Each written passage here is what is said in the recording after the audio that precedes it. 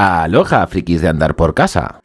Hace unos días propuse varios villanos en la comunidad y la cosa estuvo un poquito clara desde el principio.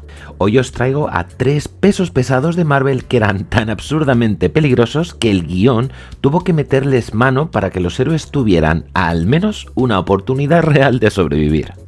Empezamos por Gorr, el carnicero de dioses, y aquí el problema no es tanto el poder sino un poco el tono. Hablamos específicamente de Thor God of Thunder, el número 9 creado por Jason Aaron, donde se puede ver la verdadera escala de Gorr. En esta parte, Gorr se enfrenta a las 3 versiones de Thor a la vez, o sea, a Thor joven, Thor el Vengador y el Rey del Futuro, y casi los aniquila. En el cine apenas podemos ver la carnicería del carnicero de dioses, pero en este número entendéis por qué es el villano más temido de todo el panteón nórdico.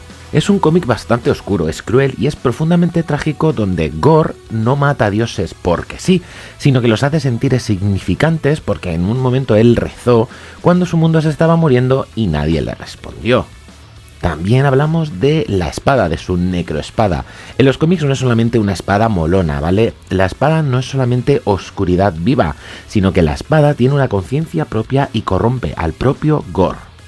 La espada es All Black, que es el primer simbionte. Sí, a lo Venom. Que esta está forjada por Null en la cabeza de un celestial. Este es el problema un poco que tienen en el cine, ¿no? Aunque Christian Bale está increíble, ojo, porque eso no se discute, la peli no se atrevió a ser tan oscura, ¿no? Y eso pues rompió un poquito el personaje. Gorr pasó de ser un carnicero multiversal que pone de rodillas a la eternidad, o sea, pasa a ser un villano contenido, enjaulado, ¿no? Por ese humor constante que hay en la película. Este nerfeo no fue físico, fue más de personalidad, porque lo convirtieron en un monstruo de cuento de hadas cuando debía de haber sido nuestra peor pesadilla. Y el segundo del que hablamos es, por supuesto, del caso más bestia de todos, Galactus, ese villano que Marvel directamente no se atreve a usar bien. Como sabéis, Galactus no es un villano al uso, es más una fuerza de la naturaleza. En los cómics no se le derrota a puñetazos, no hay combate final, no hay remontada épica. Con Galactus solamente hay una cosa posible, sobrevivir.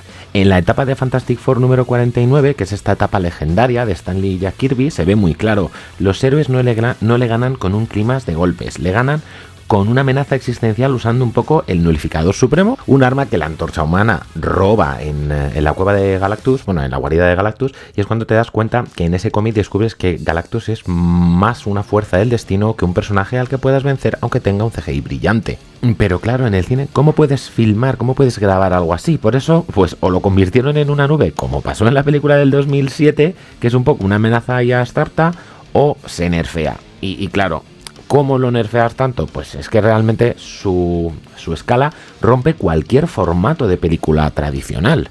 Porque Galactus es un mecanismo un poco de equilibrio, ¿no? No come planetas por maldad.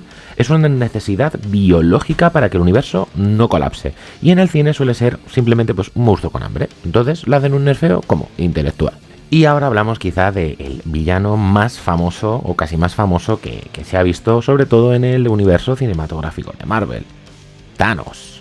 En el cine Thanos se convierte totalmente en un superestratega, pero si le echamos un vistazo a Infinity Gauntlet en el número 5 de Jim Starlin, descubrimos que realmente el nerfeo que le han hecho a Thanos es narrativo. En el cómic, Thanos pierde porque su propio subconsciente sabe que no es digno del poder que tiene. Es un villano con un defecto psicológico fascinante. En Endgame, para que la película funcionara, tuvieron que quitarle esa profundidad y convertirlo en un guerrero que simplemente quiera arrasar con todo porque se ha enfadado. Me han mi plan y me enfado y os mato a todos. A Thanos no le quitaron su fuerza, le quitaron tiempo, la calma y el control. Y eso es clave porque en los cómics Thanos rara vez actúa a la desesperada. Marvel nos lo rebaja no porque sean malos villanos, sino porque si estuviesen al 100% con esa fidelidad al cómic, no habría película que durara más de 10 minutos y en muchas ocasiones ningún superhéroe que los aguantase más de uno.